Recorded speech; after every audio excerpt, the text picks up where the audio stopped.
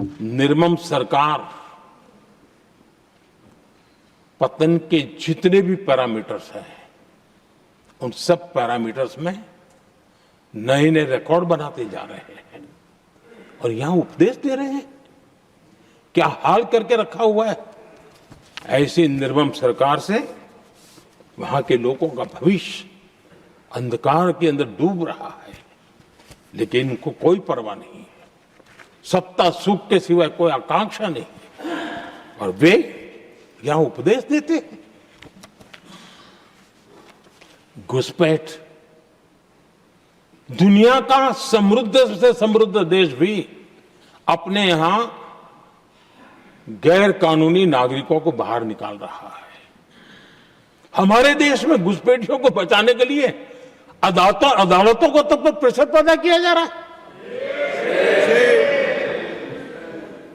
मेरे देश का नौजवान कैसे ऐसे लोगों को माफ करेगा जो घुसपैठियों की वकालत करने के लिए ताकत लगा रहे हैं। और घुसपैठिए मेरे देश के नौजवानों के हक छीन रहे हैं, उनकी रोजी रोटी छीन रहे हैं, आदिवासियों की जमीन छीन रहे हैं, बेटे बेटियों की जिंदगी पर खतरे पैदा हो रहे हैं। लेकिन उनके लिए महिलाओं पर अत्याचार होते रहे। सत्ता नीति के सिवा कुछ करना नहीं और वो यहां पर हमें उपदेश दे रहे हैं।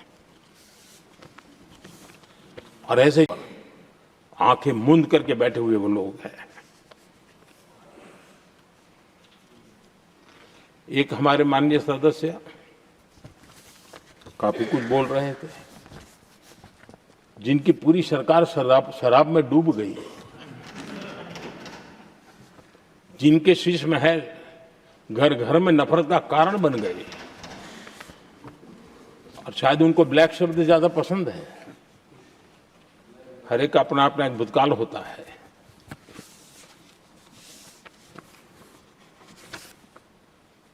पता नहीं ब्लैक के साथ उनका क्या पुराना रिश्ता है।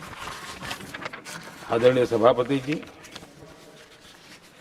ऐसे सभी साथियों से मैं आज जरूर कहूंगा, तुम कितना दुनिया को धोखा दोगे, तुम कितना दुनिया को धोखा दोगे। आईना देख लिया तो अपनी सच्चाई कहां छिपाओगे।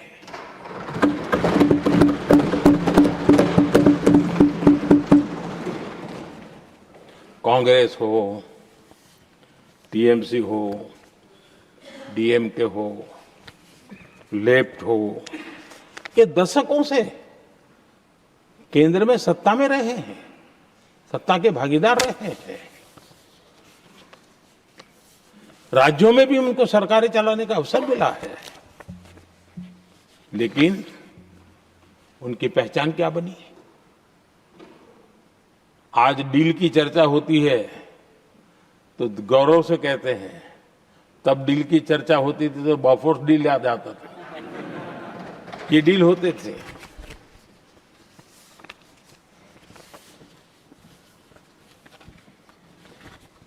उन्होंने सिर्फ जेब भरने का काम किया।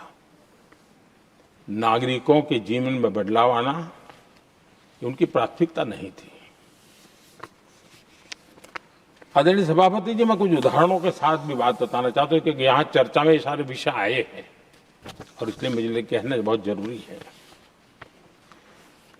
अब एक उदाहरण देता हूं मैं बैंकिंग सेक्टर का। बैंकिंग सेक्टर एक प्रकार से अर्थव्यवस्था की ग्रिड होता है। 2014 से पहले फोन बैंकिंग का कालखंड था। नेता के फोन जाते थे और उसके आधार पर करोड़ों रुपया दे दिए जाते थे और गरीबों को तो बैंकों में दुत्कार मिलती थी, नफरत होती थी। देश की 50% से ज्यादा आबादी बैंक के दरवाजे तक नहीं देख पाई थी। कांग्रेस के नेताओं के फोन पर अरबों रुपये लोगों को दे दिए गए और जो ले जाते थे वो अपनी पर्सनल प्रॉपर्टी मान करके पैसे हजम कर जाते थे। यही खेल चलता रहा। कांग्रेस और यूपीए के राज में और आज जो इंडी अलायंस बन करके बैठे हैं उनके राज में बैंकिंग व्यवस्था तबाही के कगार पर खड़ी थी। मैं नया प्रधानमंत्री के पद का दायित्व मुझे मिला, मैं एक देश के मुखिया से मैं मिला, ऐसे ही बात कर रहा था। मैंने कहा बैंकिंग की दृष्टि से हम कुछ आगे बढ़ना चाहिए। उन्होंने कहा पहले एक बार साहब जरा अभी आप नए हो, आपके बैंकों की व्यवस्था का अध्ययन कर लीजिए। हम कैसे हिम्मत करें? एक देश के नेता ने कोई एक जानकारियां थी, उसने मुझे बताया यहां इनको कोई परवाह ही नहीं। यानी एक प्रकार से उन्होंने जिस प्रकार से बैंकिंग व्यवस्था को एनपीए के पहाड़ खड़े हो गए थे। जहां भी देखो चर्चा चलती थी एनपीए का क्या होगा, एनपीए का क्या होगा, कैसे बचेंगे। आदरणीय सभापति जी, चुनौती बड़ी थी लेकिन हमने समझदारी से काम लिया। बैंकिंग व्यवस्था के सब कर्ता धर्ताओं को विश्वास में लिया।